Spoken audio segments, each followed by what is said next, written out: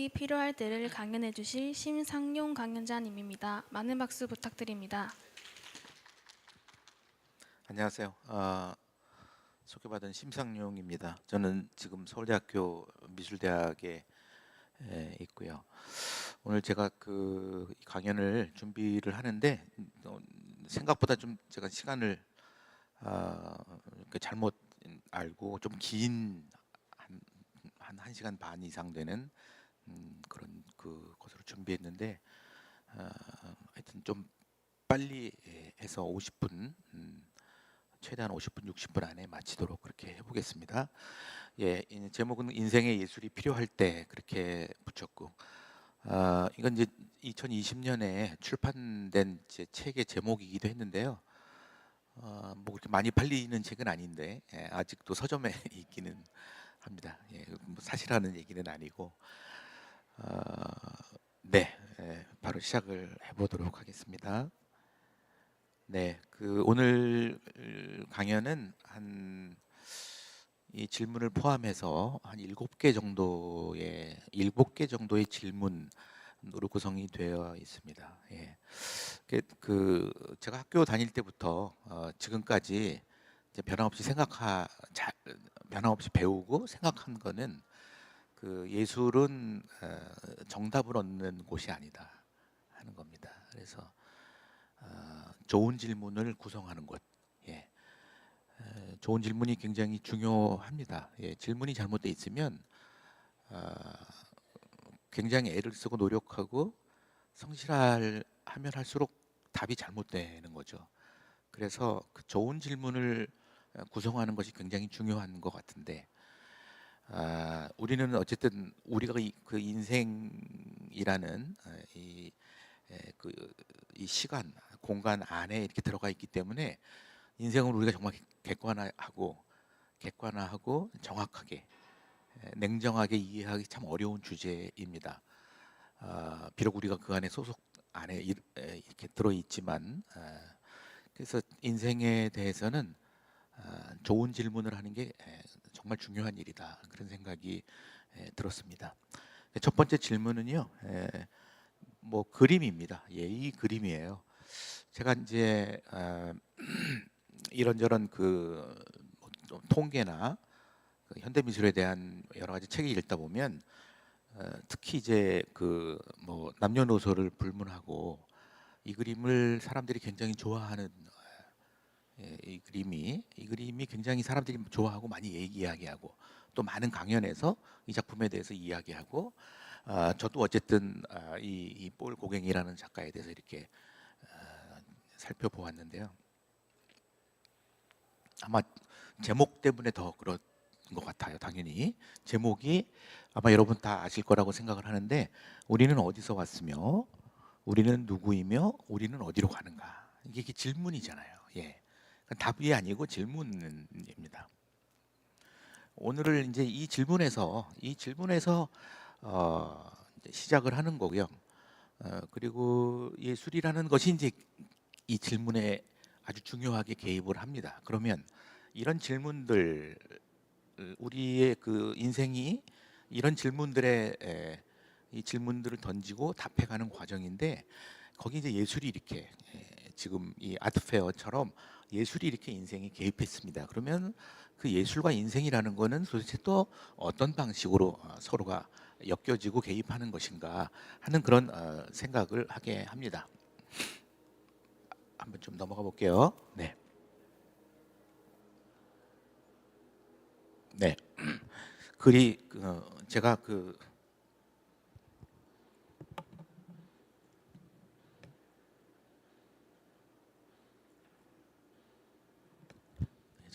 몸살기가 약간 있어서 약을 먹었더니 이제 입이 자꾸 말라서요.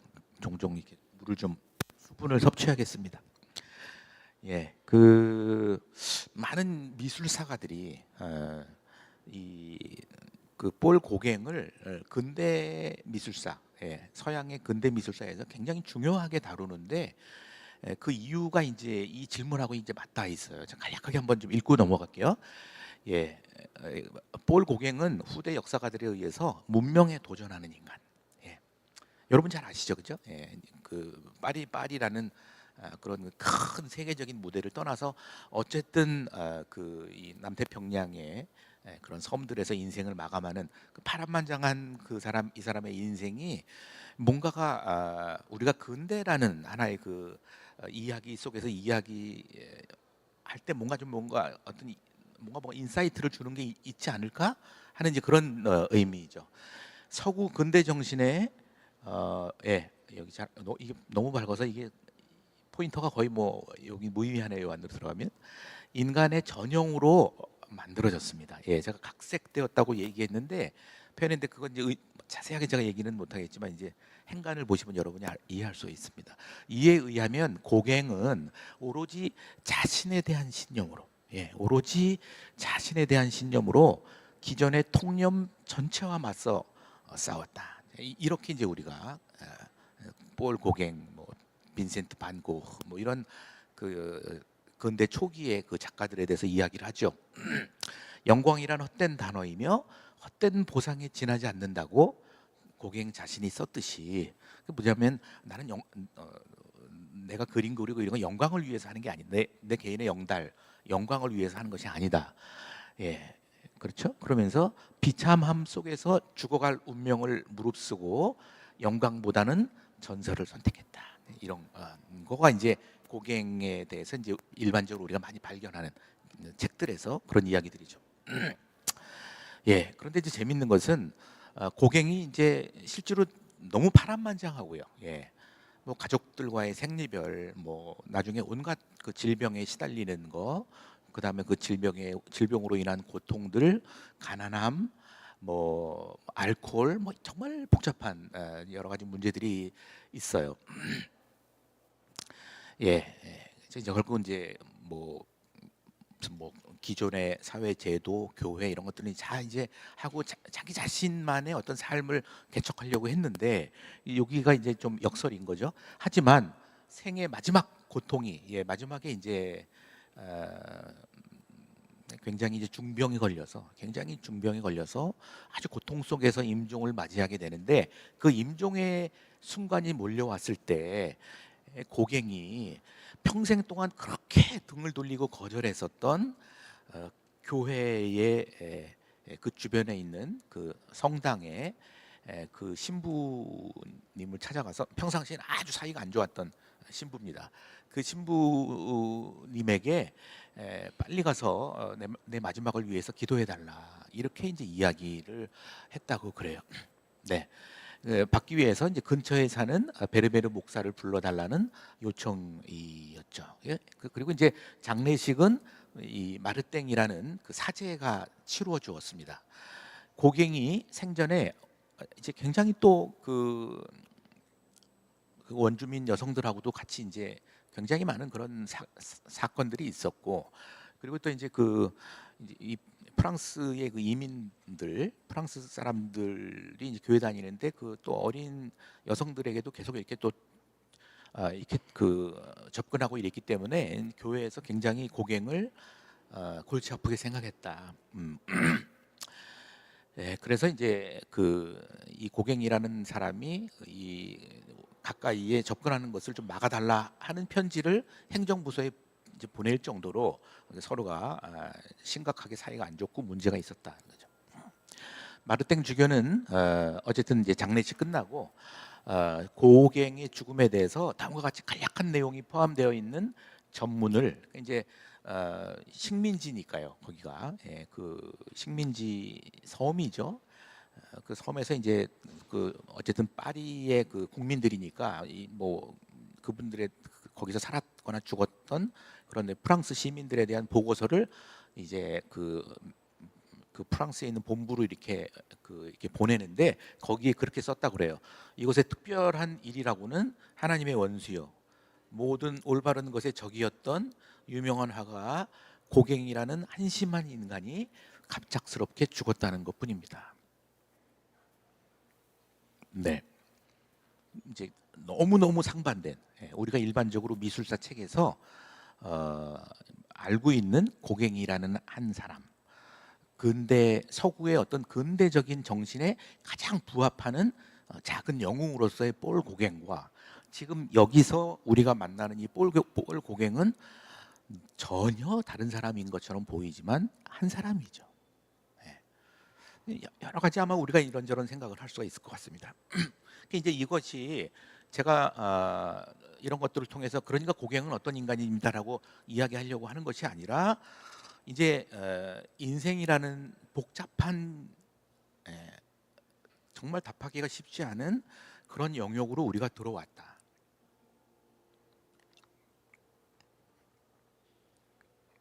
그리고 그 예술이라는 것은 바로 그 인생에 가장 직접적으로 직접적으로 연결되어 있는 인생의 행위다 하는 거죠. 가장 인생을 여러 가지 측면에서 반영하고 재현하고 이렇게 그 안에 담고 있는 어떤 그런 행위입니다.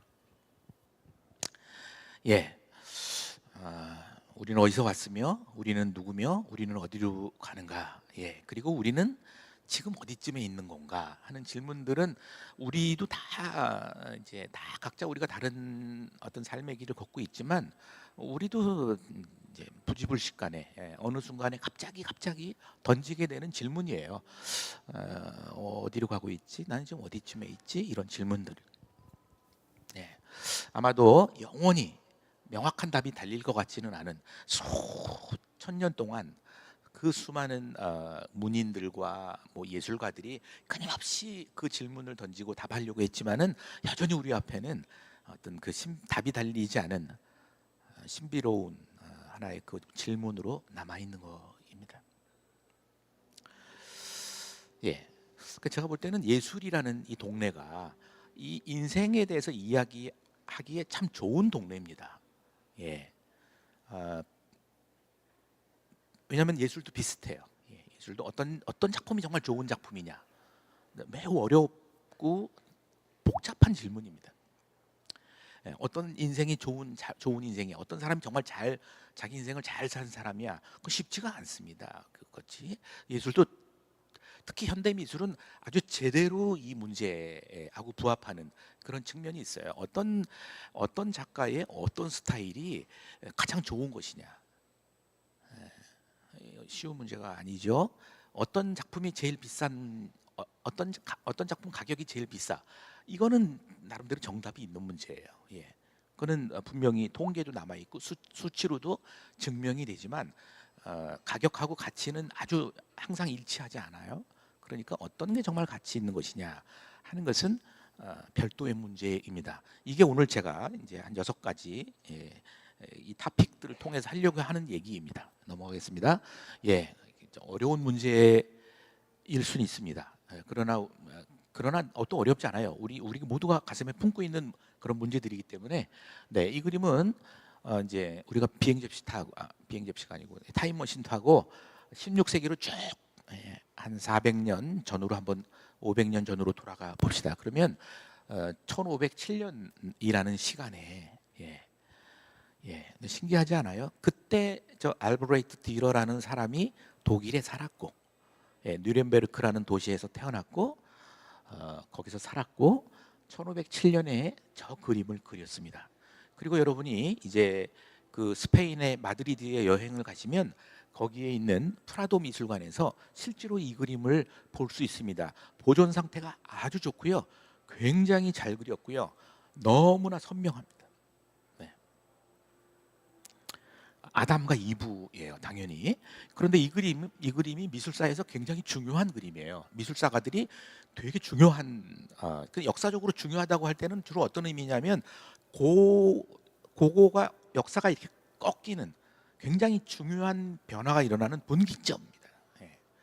그럼 이 작품이 어떤 의미에서 분기점이냐 하는 거예요. 이 같은 거의 비슷한 시기에 그려진 이 그림하고 비교해 보면 금방 알아요. 원래 아담과 이브가 성경에 나오는 이야기잖아요, 그죠?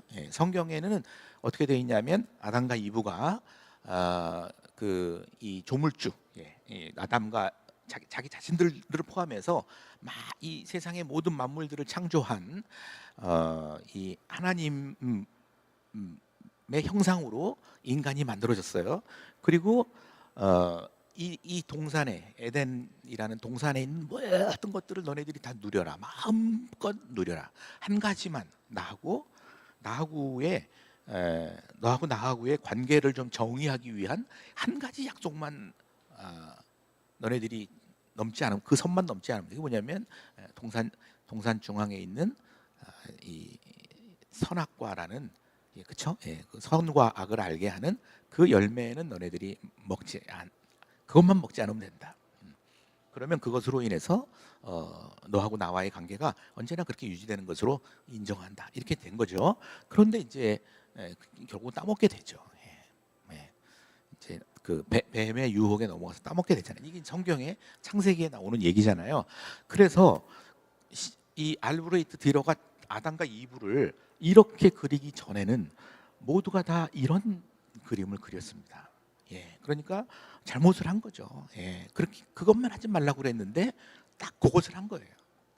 그래서 결국 에덴에서 추방당하고 동산에서 저주를 받게 되죠. 그죠? 남자는 어떤 저주입니까? 노동의 저주. 굉장히 죽을 때까지 땀 흘리지 않으면은 먹기 어려운. 그러니까 어떻게든지 고생을 해서 먹고 살아야 되는 그런 저주를 받고 여성은 어떻습니까? 임신하는 아이 해산하는 고통을 이제 이렇게 갖게 된다 이렇게 이야기를 하죠.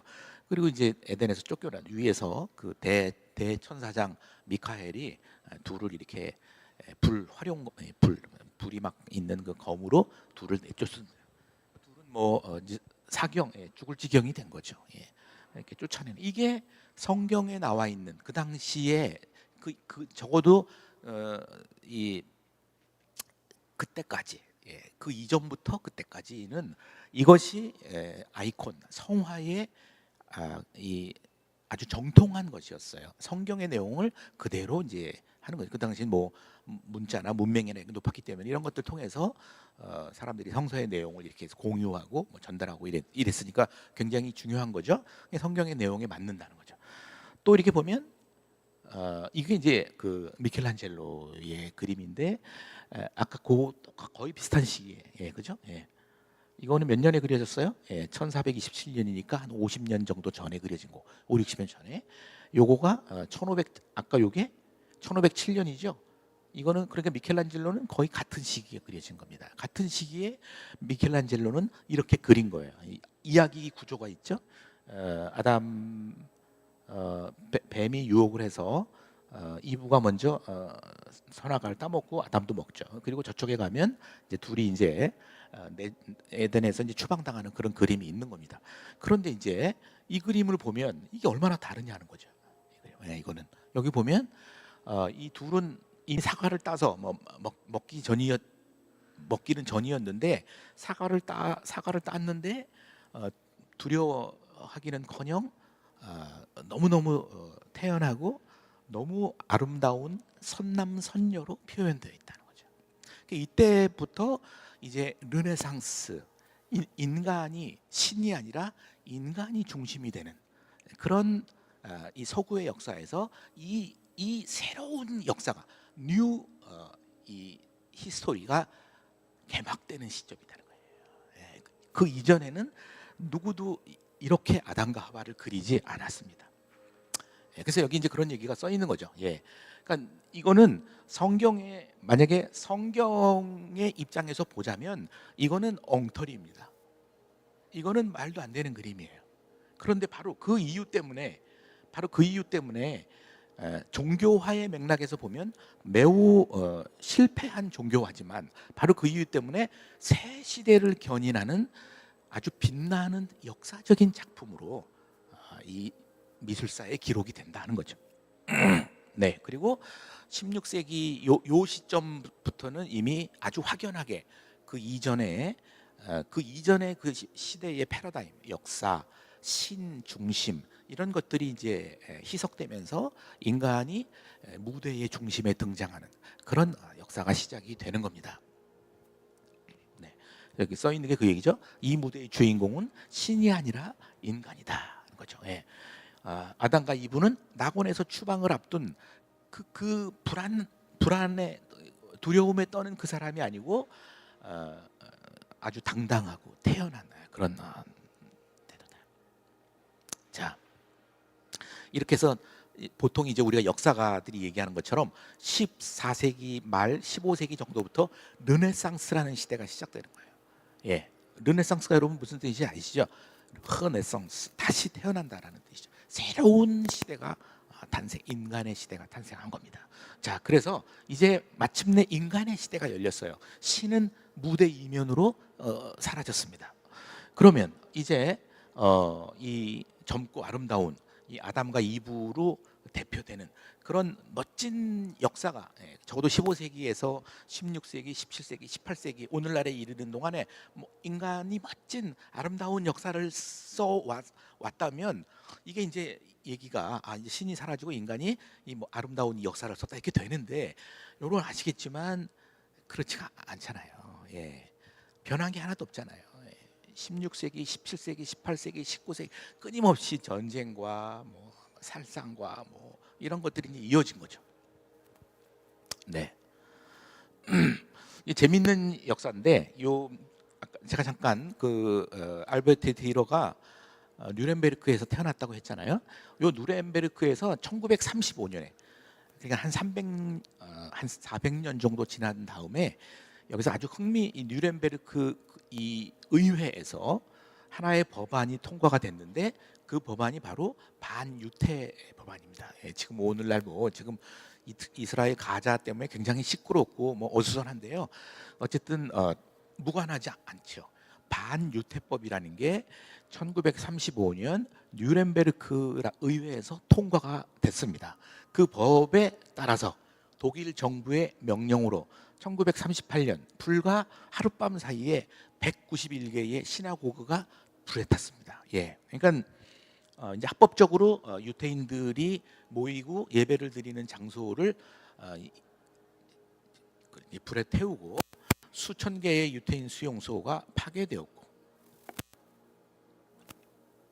1년 후인 1939년 폴란드의 유태인들이 게토에 유폐되었고 우리가 잘 알고 있는 이 일종의 이제 2차 대전의 서사.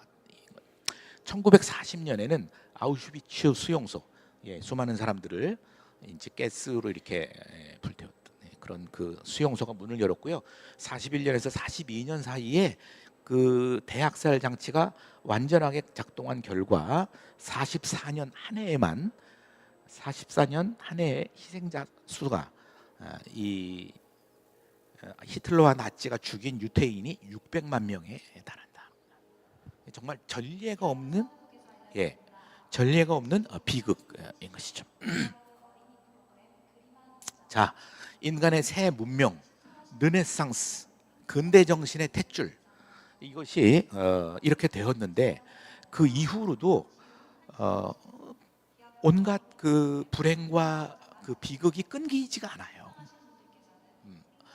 이전보다 덜 폭력적이지도 않고 인간의 인생이 덜 비참하지도 않습니다. 네, 넘어가겠습니다. 네, 그래서 이제 바로 그때죠. 그 뉴렌베르크에서 유태인 법안이 통과될 그 무렵이 바로 이제 2차 대전이 이렇게 막 전운이 막 감돌고 이런 때죠. 그때 이제 피카소가 이 그림을 그렸죠. 이 그림을 그렸죠.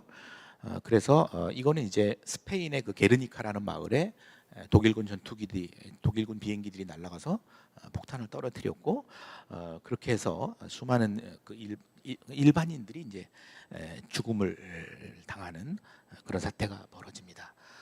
그래서 그것 때문에 분노해서 이 피카소가 화장실에서 친문 읽다가 화가 막 치밀어서 나와서 이제 게르니카를 그리기 시작했다 이렇게 한 것이고 이것도 이제 이건 이제 독일 작가인데 이게 이제 이것도 똑같은 게르니카에서 일어난 일을 똑같은 그 사건을 이 사람은 이제 이 조나탄 필드는 이제 이 다다이스트라고 얘기하죠. 이런 이 포토몽타주 기법으로 이런 식의 그 독일 전투기가 날아가고 어쨌든 끊임없이 그 밑에 이렇게 막 그 사체들이 나뒹구는 이런 장면들을 그리면서 그들이 우리에게 가져다주는 구원이다, 이런 제목이에요. 그들이 우리에게 가져다주는 구원이다. 네, 이런 역시 이제 하트필드의 얘기죠. 그러니까 그 단지 히틀러 그 나치의 그 정권을 비판하는 그런 내용이에요. 그러니까는 그 사람들이 우리에게 멋진 인생을 선사한다고 해서 뭐 이제 뭔가 이제 정치적으로 이제 이렇게 부상이 됐는데, 아까 얘기한 것처럼 그 사람들이 우리에게 갖다 준다는 것은 결국 이것이었구나. 그래서 우리가 이 정치가들의 얘기들을 함부로 믿지 말자라는 그런 어떤 교훈을 갖고 있는 그런 것입니다. 그래서 우리가 고지고대로 믿으면 우리가 장님처럼 된다. 우리 고지고대로 그 사람들이 하는 얘기를 고지고대로 들으면 이거 우리 기머거리가 된다, 이런 얘기죠. 예. 네. 이 사람은 이제 프란시스코 보익스라는 사람, 스페인 사람인데 어찌 하다가 이게 독일군한테 포로가 돼서 이제 독일에 있는 수용소에 있었는데요. 거기서 이제 그 독일 수용소에서 일어나는 그 온갖 그 잔혹성, 뭐 사형하고 뭐 죽이고 이런 것들을 목숨을 걸고 이 저항하는 몇몇 사람들이 모임을 만들어서 그 수용소에서 독일군 이 나치가 얼마나 나쁜 짓을 했는지를 기록한 필름들을 목숨을 걸고 빼돌렸어요. 예. 거기 일하러 오는 그 사람들에게 이렇게 몰래 이렇게 빼돌려 가지고 그 사진들이 2차 대전 이후에 전범 재판을 포함해서 이 독일의 그 잔혹성을 알게 하는데 굉장히 중요한 역할을 하게 되는 그런 이 스페인의 사진 작가입니다. 네, 이 프란시스코 보익스가 빼돌린 사진들이에요.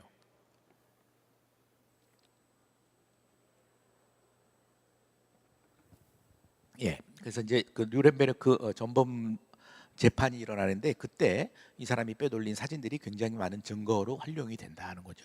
그러니까 이제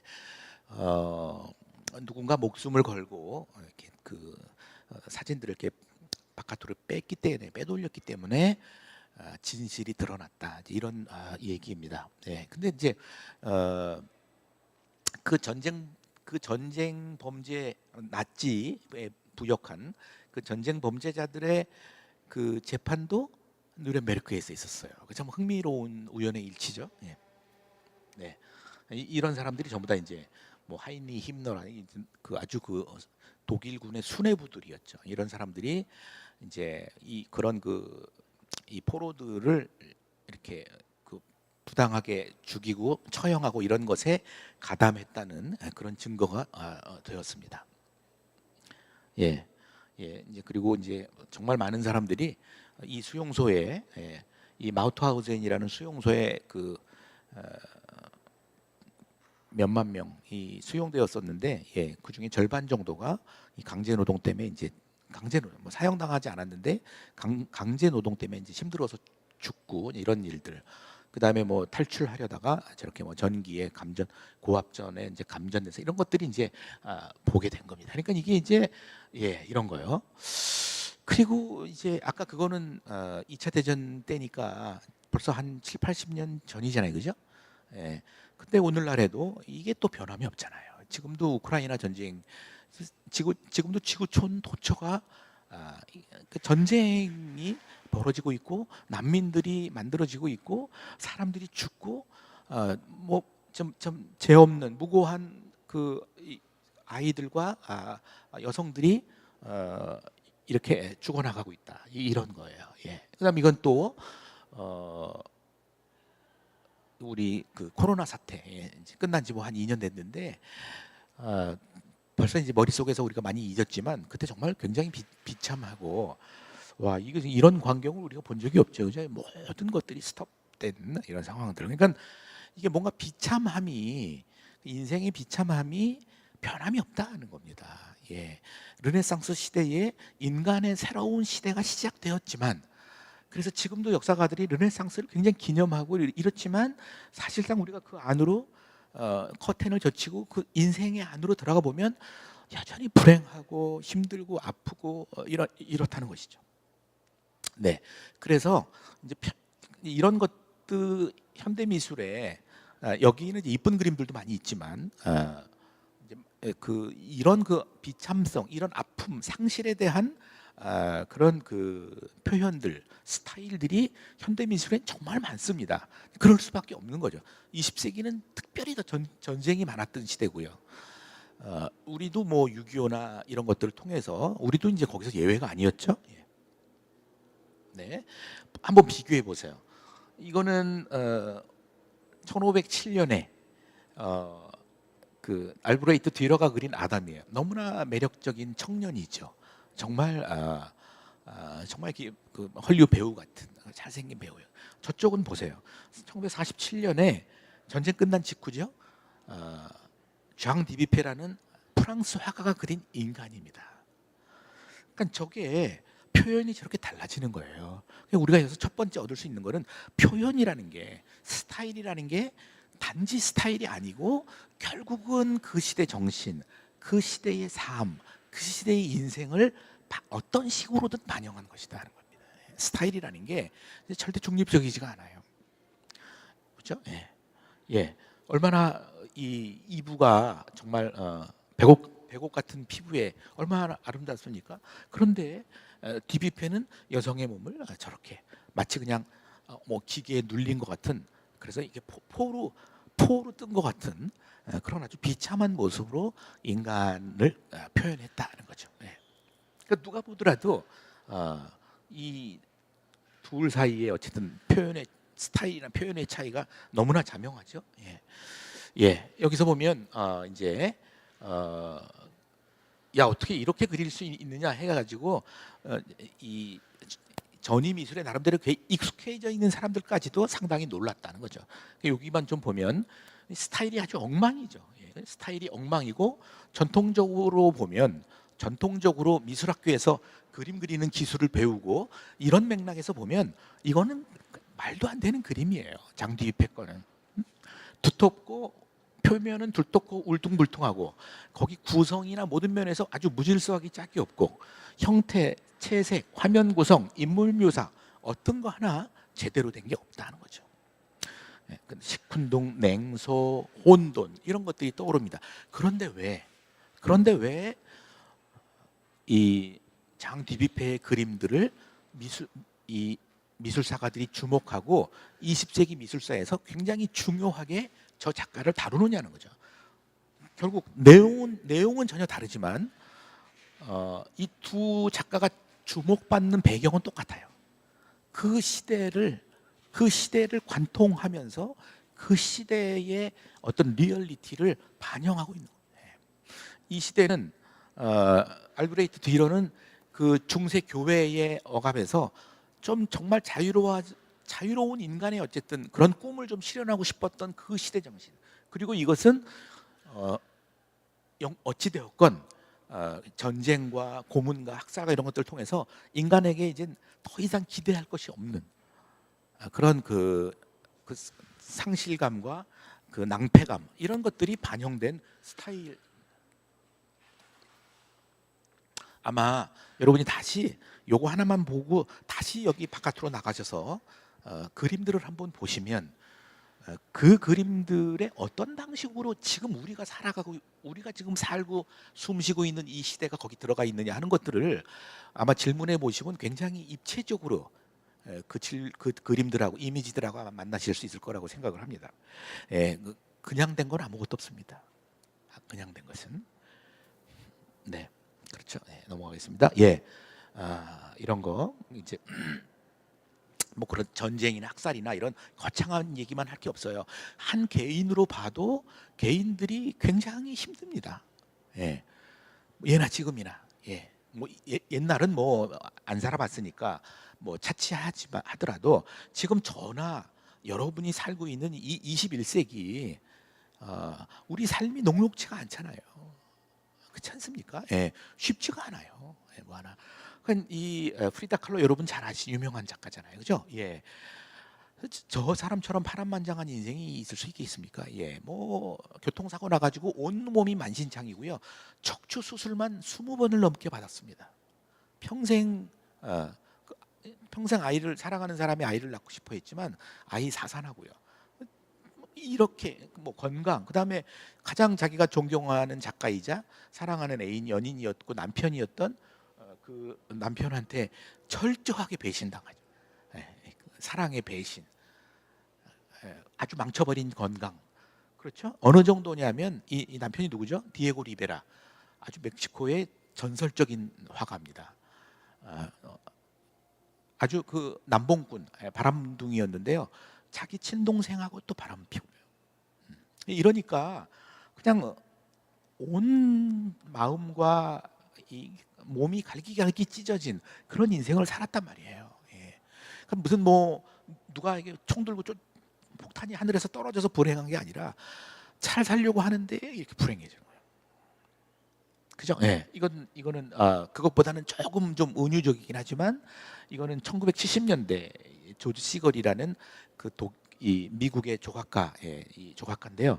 뭐 둘이 이렇게 자고 이제 뭐 아마 어떻게 보면 흔한 일상일 수 있지만 이 고독감에 젖어 있다. 고독감에 젖어 있다는 거죠. 예. 예. 사랑하는 사람들하고 같이 살지만 뭔가를 같이 누리지만 여전히 외롭고 갈증이 있고 배고프고 그런. 예, 이것은 그래서 이제 그런 것들을 조금 다른 방식으로 표현한 거예요. 이건 이제 프랑스의 이제 그 뭡니까 아까 그 장 디비페이 바로 다음 시대 1970년대 80년대 요 시대에 왜냐하면 제가 이제 요때 대학을 다녔기 때문에 요 그림들의 영향을 요 그림들이 막 한국에 들어와서 뭐 저희 세대에게 막 영향을 어떤 영감을 주고 막 그랬습니다. 이제 추상에서 막 벗어나서 구상으로 넘어오고 굉장히 문학적인 성격이 강하고 이런 그 특징이에요. 이야기 구조가 있고 이런 건데 여기 보면 이제 동물원이죠. 여기 곰이 한 마리가 누워 있잖아요. 그 뒤에 동물원에 보면 저렇게 돼 있잖아요. 뭐냐면 가짜 환경, 가짜 환경. 예. 북극 곰이 너무 이렇게 그 실망하지 말라고 북극 하얀 페인트를 칠해서 가짜 모조 환경을 만들어 놓고 여기가 북극이야. 네가 살던 곳이야. 너무 힘들어하지 마 하고 속이더라는 거예요. 그런데 이것이 우리의 얘기가 아닐까 하고 그 질 아이오라는 프랑스 화가가 이 우리의 마치 비유적인 어떤 초상화 자화상으로서 이 북극곰을 이렇게 표현했습니다. 예, 여러분 공감이 가지 않으세요? 예, 어떤 때는 우리가 뭔가 어떤 가짜들에 둘러싸여 있다는 생각들, 이런 생각 한 번도 안 해보신 분이 계실까요? 예. 네, 이거는 그 낸 골딘이라는 미국의 사진 작가인데요. 뭐 아까 그 프리다 칼로하고 같은 맥락이에요. 이 옆에 있는 사람이 자기 남자친구죠. 예, 한때 사랑을 나누고 뭐 행복했었겠죠. 그런데 그 남자친구한테 얻어맞았어요. 예, 뭐 데이트 폭력이랄까. 예, 얼마나 세게 얻어맞았냐면 얼마나 세게 구타를 당했냐면 한 달이 지난 다음에도 멍이 저렇게 안 없어질 정도로 이제 이런 일이 생기잖아요. 예, 이런 일이 생긴다는 거죠. 그러니까 자기 자신의 그런 그 좀 불행한 모습들을 아주 정직하게 이 카메라 앵글을 담아내는 뭐 자기뿐만이 아니라 그런 작업을 하는 이 그런 그 미국의 사진 작가 낸골딘이라는 작가. 예, 이 작가는 이제 피파 바카라는 이탈리아 작가인데요.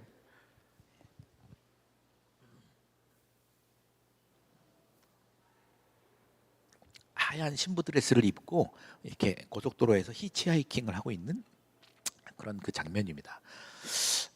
얘기를 하면 쭉 저는 이 그림은 이제 서울대 미술관에서 전시할 때 2009년도에 서울대 미술관에서 한국 이탈리아 교류전을 하고 있었는데 주제가 흰색이었어요. 화이트를 이탈리아하고 이 한국에서 흰색에 대한 상징적인 의미가 어떻게 다른가?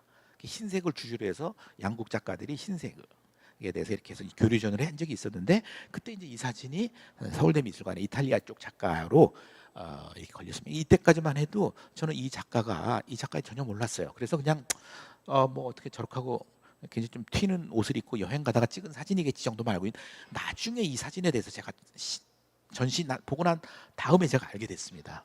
네, 이런 얘기입니다. 2010년이죠. 2010년에 서울대 미술관에서 이 전시가 이렇게 있었습니다. 약간 요 사진 안에서, 요 사진에서 그녀는 피파바크라는, 저쪽에서 보면 그 여러분 오른쪽에 있는 여자입니다. 여성이고, 그 옆에 있는 사람 실비아 모로라고 이탈리아의 젊은 전위 작가 2명, 여성 작가. 이 사람들이 어떤 퍼포먼스를 기획했냐면, 둘이 흰색 드레스를 입고 굉장히 정치적으로 불안한, 지금 뭐 이스라엘, 가자, 튀니지, 알제리 이런 쪽을 포함하는 북아프리카를 통과해서 이탈리아에서 이렇게 쭉 건너와서 예루살렘까지 쭉 가면서 무전 여행을 하면서 자기한테 선행을 베풀어 준 사람들의 기록을 매일매일 인터넷에 업그레이드하는 그런 퍼포먼스를 기획을 했습니다. 그리고 이제 둘이 떠났죠. 네, 이거는 이제 고충관에서, 이제 아까는 요건 고충관에서 아까 그 자기 친구 실비아가 찍어준 사진이에요. 예, 마지막, 인생에서 마지막 사진입니다. 예, 어떤 일이 있었을까요? 이런 일이 있었습니다. 네. 두 이탈리아 여성 작가 실비아 모로, 원래 이름은 저 아주 길어요. 파스칼리노 데 마리네오라는, 줄여서 그냥 피파바카라는 예명으로 불리는데, 2008년에 있었는데, 어떤 퍼포먼스냐면, 인간은 본디, 인간은 원래 선한 존재일 것이다. 그런데 이게 여러 가지 그냥 어떤 그 시대적인 상황에 이렇게 막 매몰되고 휘말리다 보니까 이렇게 사납게 살고 있지만, 원래 사람들은 선한 존재들일 거야 라는 것을 증명하고 싶었어요.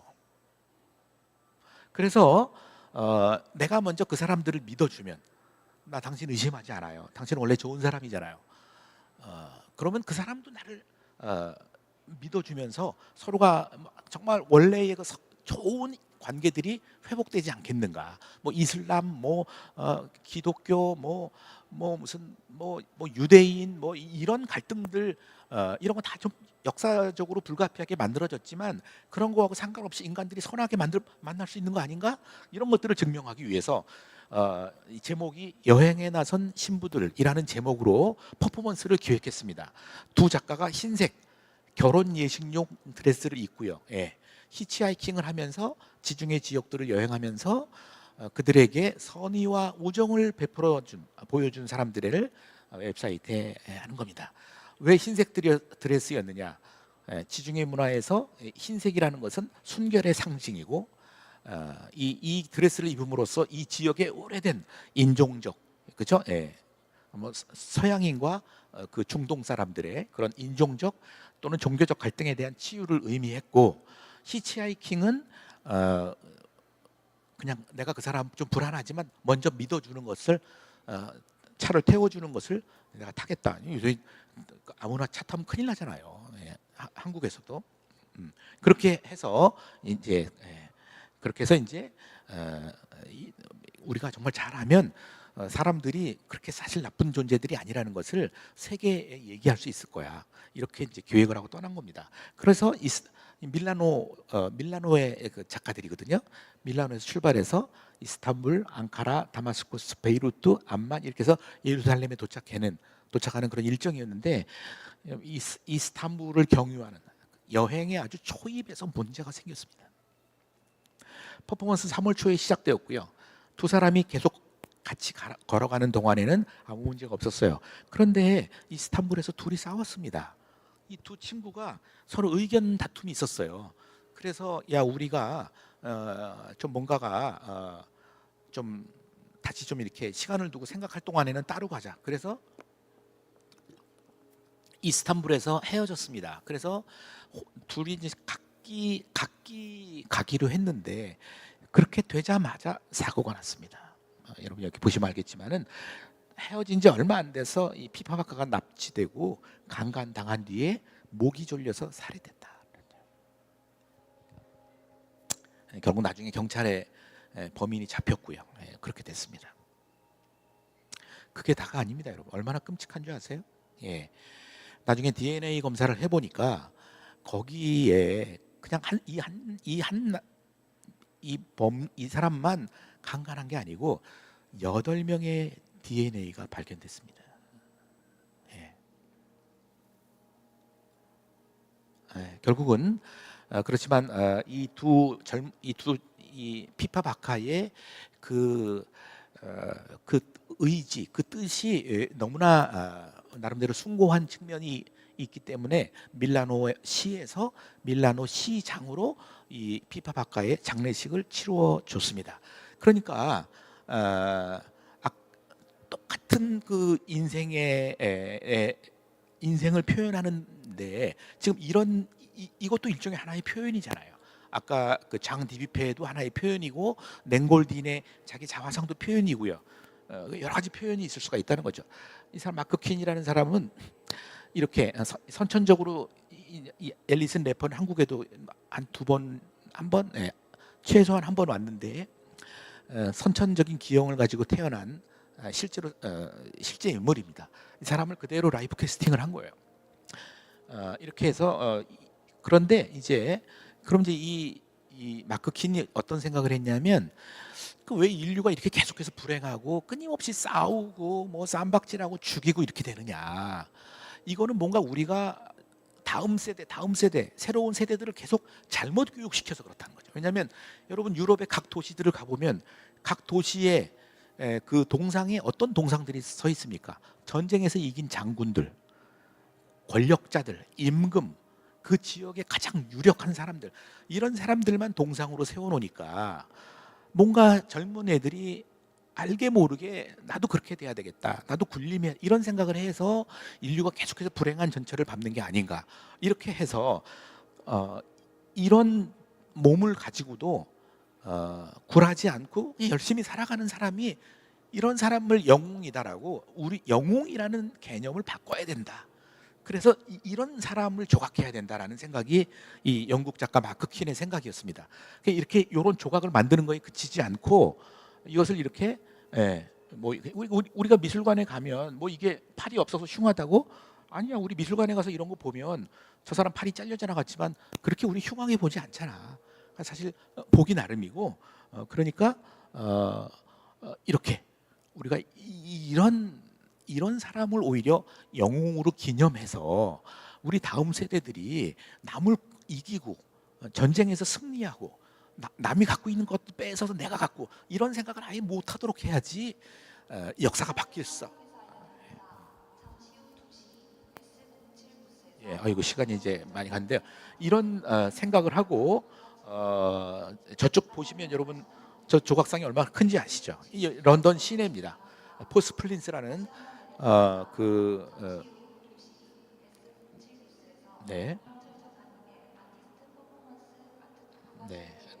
네. 여기서 하나요? 여기서 합니까? 아니에요. 예. 빨리 끝내야 되겠네. 예, 그래서 이렇게. 예, 그래서 뭐 영국의 영국의 평론가들이 세 가지 이유 때문에 이 작품은 2차 적어도 2차 대전 이후에 영국에서 가장 뛰어난 조각이다, 이렇게 평가를 했는데, 첫 번째 뭐냐면 이 사회가 강요하는 그 편협한 아름다움의 개념을 교정하려고 했다는 거죠. 그러니까는 TV에 나오는 그 아주 잘 가꾸어진 그런 몸매만 아름다운 게 아니다라는. 그래서 아름다움이라는 것은 그렇게 이렇게 단편적이고 이렇게 정해져 있는 것이 아니다라는 생각을 하게 했다는 점. 두 번째, 우리 미래, 인류의 미래가 조금이라도 긍정적이기 위해서는 영웅에 대한 다른 서사가 필요하다는 점. 그렇죠? 예. 요런 것들을 들어서 이 앨리슨 래퍼의 이 마크 킨의 조각이야말로 위대한 조각이다, 이렇게 이제 표현을 했습니다. 네. 이런 조각 정말 많이 했죠. 예. 아주 유명한 조각가죠, 이 사람도. 예. 그래서 사랑도 이런 사랑이 어쩌면 더 위대한 것일 수 있다. 네. 예. 실제로 저 사람입니다. 예. 그러나 그 몸을 그럼에도 불구하고 미술학교 나와서 열심히 지금도 아마 지금도 창작하고 있고 결혼도 하고 저 아이도 낳았습니다. 저 아이가 다 컸어요 지금. 예, 그렇지만 이제 남편한테는 굉장히 많이 구타도 당하고 굉장히 짧고 불행한 결혼 생활을 했고 이혼을 했죠. 예. 예, 아름다운 것만 있는 게 아닌 것 같아요. 어떤 상황에서든.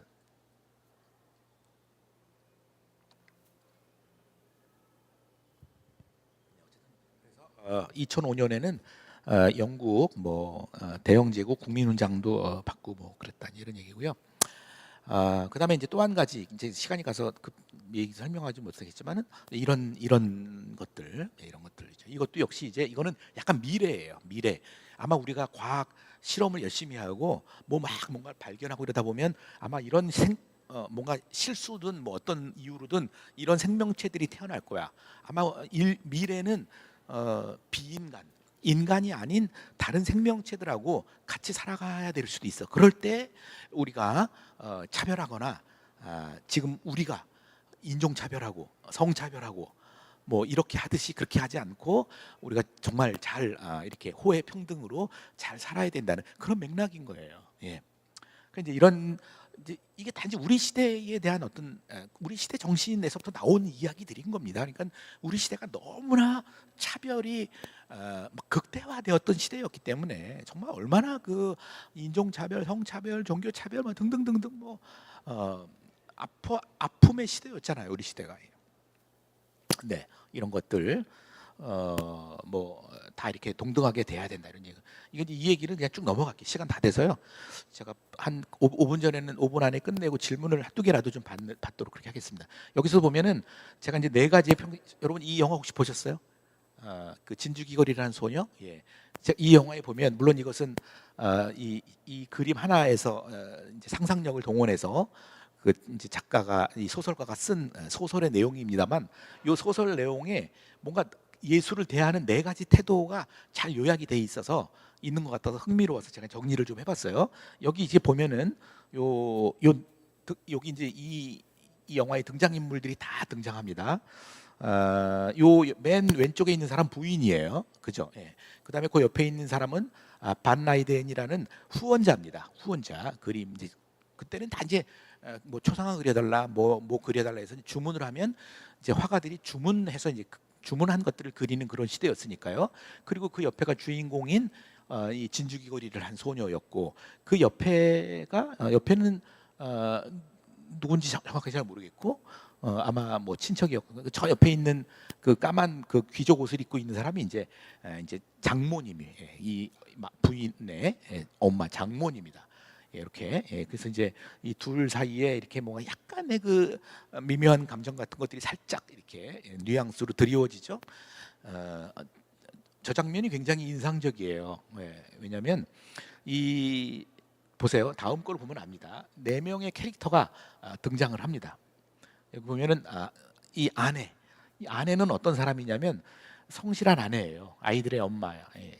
카트리나라는 사람인데 이 사람한테는 이 사람은 남편이 그림을 그리니까 이제 그림에 대한 이해가 있는데 이 사람이 생각하는 그림에 대한 이해는 생계 수단이에요. 남편이 많이 그림을 그려야지 돈을 많이 벌 수 있는 그 생각에 항상 멈춰 있습니다. 그래서 그녀에게 그림은 자기와 아이들을 배불리 먹이고 풍족하게 할 화폐 이상의 것이 아니었다는 거죠. 그러니까 이 사람한테 그림은 이런 의미였어요. 이 한계를 벗어나지 못해요. 이 영화 속에 소설 속에서 그렇게 나옵니다. 그 다음에 두 번째는 이제 페이메르 이 카트리나의 엄마 장모님이에요. 이 장모는 어떤 분이냐면 이 마리아 틴스라는 사람인데 아주 부유한 카톨릭 가문 출신이어서 어렸을 때 교양도 많이 배웠습니다. 그래서 그림을 보는 눈은 있어요. 그래서 자기 사위가 그림에 재능이 있다는 것도 알고요. 그 시대의 그 부호들이 어떤 그림을 좋아하는지에 대한 판단도 있습니다. 그런데 저기 읽어보세요. 그림에 대한 지식도 있어서 사위가 항상 고민해요. 왜냐하면 주문한 걸 그리기 때문에 내가 그리고 싶은 거를 못 그리는 거예요. 그 사람 비위에 맞는 그림을 그려줘야 되니까. 그것 때문에 늘 사위가 약간 우울증 증세가 있거든요. 그거 다 이해해요. 예, 이 그림에 대한 이해가 있으니까요. 그런데 현실, 그런 사위한테 항상 이야기합니다. 자네 고민이 뭔 줄 아는데 그렇게 하면 안 돼. 예, 부자들 비위를 좀 맞춰야 돼. 그래야지 자네도 좋은, 나중에 언젠가 자네 그림을 그릴 수 있다. 이렇게 하고 항상 현실을 충고해 줍니다. 네 얘기가 맞긴 맞는데 좀 비현실적이야. 이런 얘기를 해주는 사람이에요. 그녀에게 현실은 저항해봐야 소용이 없는 높은 벽이었다. 이런 캐릭터예요. 우리 주변에도 이런 캐릭터들이 있습니다. 저 부인 같은, 그죠? 카트린 같은 사람도 있고. 그 다음에 이제 이 반 라이덴 같은 사람은 아주 골칫덩어리예요. 이 사람, 이 영화에서는 아주 아주 방해꾼입니다. 이 사람은 남봉꾼이고, 그래서 자기 부의, 이 사람한테 그림이라는 건 자기 부를 과시하는 수단이에요. 그래서 이미 이 베르메르의 그 하인을 이 콥탈에서 임신시킨 경력도 있고, 그림이 완성될 쯤엔 이 진주귀걸이한 소년 이름이 그리트인데, 그리트도 그렇게 하려고 아주 호시탐탐 노리고 있는 이런 인간입니다. 아주 그 인간 말종이죠. 예. 그리고 이제 이 베르메르는 화가인데 연약한 화가예요. 그죠? 그래서 구조적으로 좀 문제가 있어요. 왜냐하면 뭔가 자기 예술을 하고 싶은데 그런 반 라이덴 같은 사람이 이 그림을 주문해야지만 그림을 그릴 수 있는 이런 어떤 한계 상황에 직면해 있는 화가입니다. 그래서 항상 그런 것들에 자기 재능을 쓰는 것에 대해서 아쉬움이 갖고 있는 이런 사람들이에요. 그러니까 저는 이런 정도의 이렇게 그 분류면 우리 주변에 있는 사람들 상당수를 이렇게 좀 잘 분류할 수 있지 않을까 이런 생각을 했습니다. 좀 넘어가고요. 마지막으로 제가 이제 쭉 넘어가고, 이런 얘기들 재밌는 얘기인데 넘어가고, 이거도 이제 레오나르도 다빈치의 그림을 NFT로 다시 만들고 이런 과정에 관련된 그런 얘기인데, 다 재밌는 거 다 넘어가고 여기서부터 이것만 얘기하고 마치겠습니다.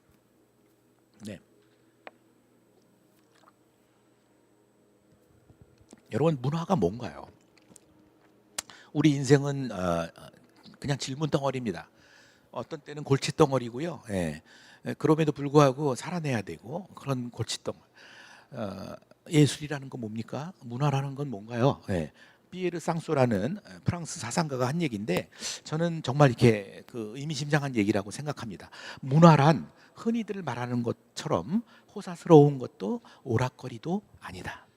그것은 내가 나 자신이 되고 그들은 그들 자신이 되어야 하는 하나의 숙제 같은 것이다. 너무 중요한 얘기 아닙니까? 여러분은 여러분의 삶을 살아야 되고요. 저는 저의 삶을 살아야 돼요. 그래서 여러분의 삶과 제 삶 사이에 어떤 하나만 옳거나 그르다거나, 어떤 하나가 정답이라거나, 어떤 하나만 더 우월하다거나 이런 식으로 되면 안 되는 겁니다. 여러분은 여러분의 삶 속에서 하나의 선을 이루어가야 하고, 저는 저에게 주어진 상황 속에서 그렇게 해가야 되는 것입니다. 이런 것들을 돕는 것, 이렇게 할 수 있도록 여러분에게 질문하게 하는 것, 이것이 문화다라는 거예요. 이것이 문화다.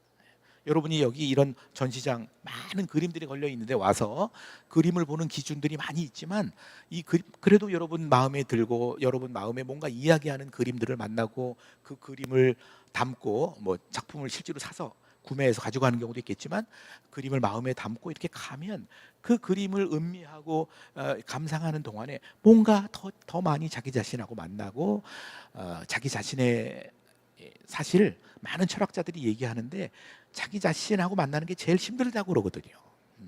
그리고 시간적으로도 자기 자신하고 만날 시간이 제일 없대요. 그렇죠. 여기만 읽고 우리가 불행에 빠지지 않기 위해서는, 우리가 이 불행이라는 상수에서 어떤 식이든 진전하려면, 그것이 어떤 것이든 어제하고 오늘이 좀 달라야 되고, 변화가 필요하다는 거죠. 이 변화가 필요한데, 이 변화는 하늘에서 이렇게 뚝 떨어지는 것처럼 되는 것은 아니고, 이 인내하는 거죠. 하루하루를 살아가면서 하루하루를 살아가면서 질문하고 틀린 답을 달았다가 반성하고 또 잘못 오류를 범하고 또 길을 찾아 나가고 이런 과정을 통해서 어느 사이에 앞으로 나가 있는 이런 것이라는 겁니다. 이런 역할들 때문에 예술이라는 게 소중하고 아름답고 이해하지 못하는 것조차도 이해하는 것만큼이나 소중한 것이 되는 것이 아닌가 그런 생각을 합니다. 시간이 꽉 찼는데요. 정확하게 2시가 됐는데 제 강연 좀 뭐 시간도 빡빡하고 두서없이 물만 막 마시면서 얘기했는데 이것으로 좀 마치도록 하겠습니다. 예, 감사합니다. 네. 혹시 질문 혹시 간단하게라도 하실 거 있으세요? 원래는 10분 전에 끝나고 한 10분 정도 질문을 받는 걸로 돼 있었는데 혹시 질문이 있으신가요? 예. 예. 다른 데 또 가셔야 될 수도 있고. 예. 저는 여기서 그럼 마치도록 하겠습니다. 감사합니다. 네.